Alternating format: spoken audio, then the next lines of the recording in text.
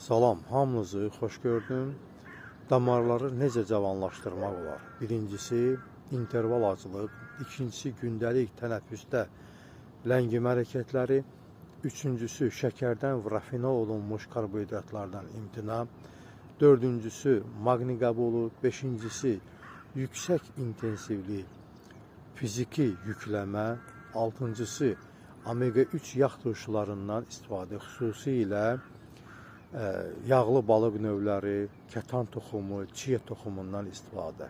Yedincisi, enerji içkilərindən, nikotindən, siqaretdən, kafeindən imtina. Səkizincisi, sarımsaqdan və sarıkökdən mütəmadi istifadə etmək.